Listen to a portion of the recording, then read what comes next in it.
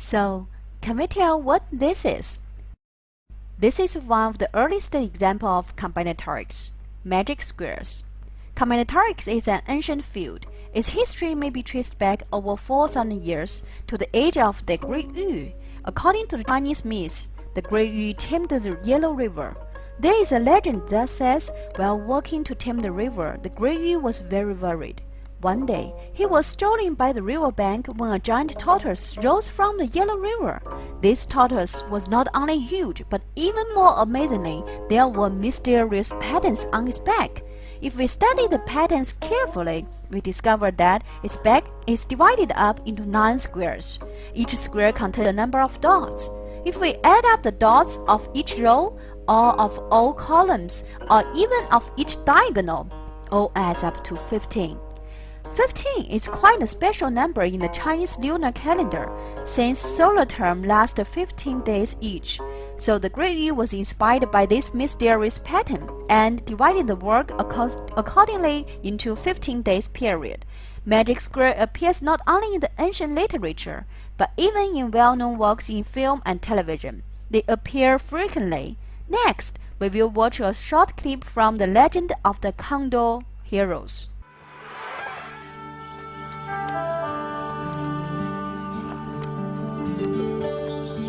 Yinggu, who lived in the cabin by the Black Swan, was studying how to form a 3x3 magic square.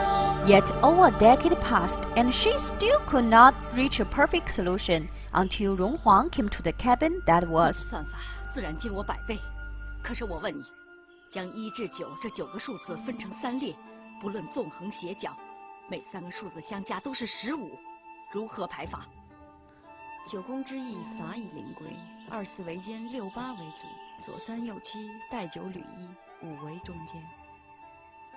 知道，这是我独创的秘诀，没想到却早有歌诀传世。那9宫每宫又可化为一个八卦，8、9、72数，以从1至72之数环绕9宫成圈，每圈8字。交界之处又有4圈，一共13圈，圈圈相加均为292。这洛书之图之中的神妙，想必你也不会了解。 So is it really as commonplace as Ronghuang says? In fact, the first person to investigate magic squares should be the mathematician Huiyang from the Southern Song dynasty. In China, Pascal triangle is actually named Huiyang's triangle. Aside from this, he authored the very interesting mathematical treatise Classic Algorithm. Within, he detailed 3x3, 4x4, 5x5, and even 10x10 magic squares. So, as we can see, apart from the 3x3 magic square found on the tortoise, there are many much larger magic squares. Western mathematicians, too, delved into the secrets of magic squares. There was even a famous engraving named Melancholia 1. In the top right corner of the engraving, there is a 4x4 magic square. Let's examine carefully this 4x4 magic square.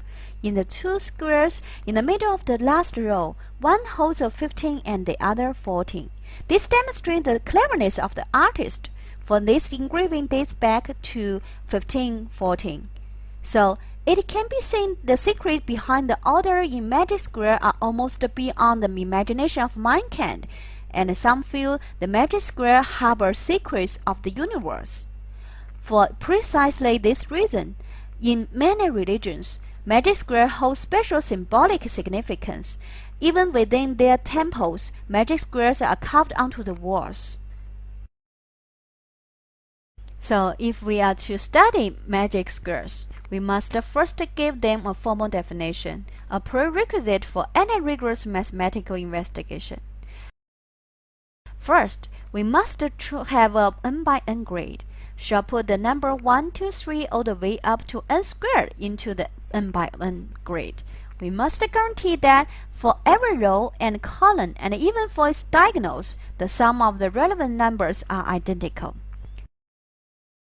So, for a magic square of arbitrary size, in order to study it, we must first calculate the sum on the rows, columns, and diagonals. So we define the sum of each row and each column and each diagonal to be the magic sum. Let's denote this sum by the lowercase letter s. Then, for a magic square of size n, if we wish to calculate s, well, what's the sum of all the numbers from 1, 2, 3 all the way up to n squared? There is a formula for this. The sum of 1 plus 2 plus 3 all the way up to n squared is equal to n squared times n squared plus 1 divided by 2. But this number is precisely n times s, so the magic sum of the magic square is equal to n squared times n squared plus 1 divided by 2 and divided by n. Now, for a magic square of size n, we know the magic sum should be equal to n times n squared plus 1 divided by 2. Since for every natural number n we can calculate its magic sum, then it is true for all n that we can just arrange numbers from 1 to n squared and put them into an n by n grids to form a magic square. Let's use a simple example of when n equals 2. Does there exist a magic square of size 2? How do we put the numbers 1, 2, 3, 4 into a 2 by 2 grid so that the magic sum of every row and column are identical? We first assume there does indeed exist a magic square of size 2. Then the following must be true. Let's use letter A, B, C, D to denote the entries in the grid. If there exists a 2 by 2 magic square, what its magic sum should be? Substitution into our formula reveals that the magic sum should be equal to 2 times 2 squared plus 1 divided by 2, which exactly equals to 5. This means that in this configuration of A, B, C, D, horizontally A plus B should be 5, the second row C plus D should be 5, and diagonally both A plus D and C plus B should be equal to 5. But now we spot the problem. If we take the difference between C plus B and C plus D, we obtain this result, B minus D equal to 0. However, we know that the four numbers we picked are each distinct and cannot be equal to one another. This is from the definition of magic square, so we have a right and a contradiction and our assumption must be false. A magic square of size 2 does not exist. But just now we have seen examples of magic square of size 3, 4, 5, and even 10. So what is the real answer to the question of existence? In fact, roughly 30 years ago, a German mathematician proved that it is always possible to construct a magic square of size n for every n larger or equal to 3. Since magic square exists for n larger than 2, we quite naturally wonder, how do we construct a magic square? Actually, Hui Yang introduced in his book a method of constructing a magic square of size 3. He first arranged the number 1, 2, 3, 4, 5, 6, 7, 8, 9 in diagonals. Then exchanged the numbers on opposing corners, finally forming a 3 by 3 grid. Thus, the result is a 3 by 3 magic square. But this method is only applicable to 3 by 3 magic squares. It was only in the 17th century did a French mathematician discover how to construct larger magic squares. Of course, his technique had its own limitations. He could only create odd-size magic squares. What then? What his approach? In fact, he first imagined an n by n grid like this. To not be flat, he filled the grid up in a fashion akin to going around the globe. At the same time, when he placed the numbers, he always goes from bottom left to top right. Next, let's demonstrate this method with a 3 by 3 square. Next, we will use this device to introduce to everyone the construction of the 3 by 3 magic square. The first step in the method is that we put a 1 in the middle of the first row. The process goes like this. If we pretend we are moving a piece from the bottom left to the top right, but during this process it might be moved out of bounds, we can make further progress by pretending the edges are conjoined. Going off one edge meaning coming onto the opposite. Simply moving the piece of its second position will cause it to fall off the edge of the board. However, since going off one edge meaning coming up to the opposite one, it should actually arrive in this position, so 2 should be placed here. 3 will be in the next position. If the opposite edges are also conjoined in this direction, then 3 should be placed here. According to the rule of moving from the bottom left to top right, we find that moving to the next position from 3 will cause us to move to where 1 is.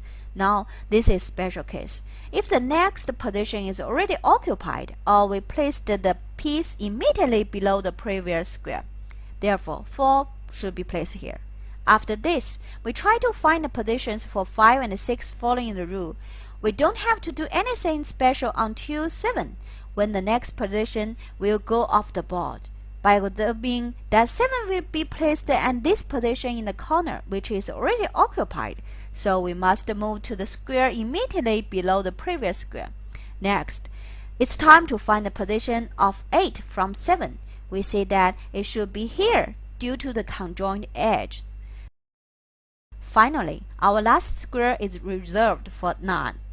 Thus, if we now verify the sum, 8 plus 1 plus 6, 8 plus 5 plus 2, the sum of any row, column, or diagonal comes exactly to the magic sum of 15. Since we know how to construct odd-sized magic squares, then everyone must be wondering whether for a magic square of arbitrary size, there is a corresponding method. In fact, we can divide magic squares into 3 classes. The first class comprises odd-sized magic squares, the second magic square of size 4 times m, and the third magic squares of size 4 times m plus 2. Each class has its own method. So by now, if we are given any n, we can construct a corresponding n by n magic square. But if we go back to the earlier 3 by 3 magic square constructed using Hui-Yang's method, when we compare it with the magic square we just constructed, are the two the same? At first sight, these two arrangements are different. However, a careful inspection reveals that if we rotate this magic square, we obtain 2 identical magic squares. That was a 3 by 3 magic square. Let's now move on to a 4 by 4 magic square. Here is a magic square from the engraving.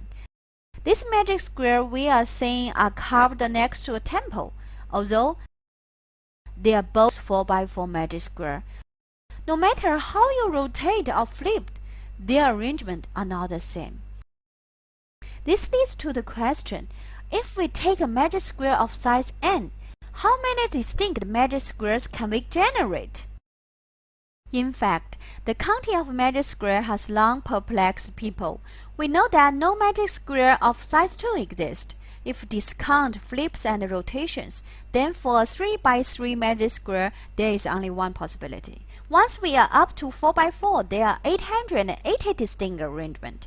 If we allow for flips and rotations, there are 7,040 possibilities. For 5 by 5 magic squares, we can all imagine how many 5 by 5 magic squares should be. There are already over 270 million 5 by 5 magic squares. Exactly how many 6 by 6 magic squares should be is beyond our ability to calculate. Even computers are incapable of enumerating all possibilities. Mathematicians determine that it must be within a certain range, roughly 1.77 times 2 times 10 to the 19th order. What about magic square of size 7? No one really knows. Even the range in which it lies, we don't know. Thus, we can see how difficult counting is. So, is this the greatest extent of research into magic square? Already, we have only come across ordinary magic square so far. There are many other forms. We can consider an arbitrary number sequence. Neither do we need limit all the numbers to be consecutive sequence, nor do we have to use ordinary numbers. We can even put various prime numbers in the grid to construct a magic square. Some people have even said, okay, the sum for each row and each column is identical. In fact, there are a number of people trying to form magic squares where the product of each row and column is identical. This also makes for a special form of square. Magic squares are so great. They are attracting the fascination of the world at large. In the year of 1977, magic squares as a symbol of the intelligence of mankind were transported into the space. At the same time, I found the elegant construction like magic square in fact also offers special way of expressing yourself. In fact, during the year of 2008, a headline attracted my attention. A 17-year-old farmer designed a very elegant magic square. It is a cube, where its every diagonal and even its every row and column each add up to equal 2008. Unfurling this cube onto a plane produces a heart-like shape. Moreover, at each corner, take the sum of 5 numbers in a cross and subtracting the number on the opposite corner is exactly 2008. So Mr. Zhong Xiangbao spent 3 entire years designing this perfect magic square to honor the Olympics. The development of magic square allows you to let loose your imagination. The study of magic square is both rich and profound. In combinatorics, there are many similar sophisticated structures. Just now, we covered some of the development of combinatorics in China. We must be eager to learn more regarding the West. How did combinatorics begin and develop in the West? So, in the next lesson, we shall begin a deep discussion about the development of combinatorics in the West.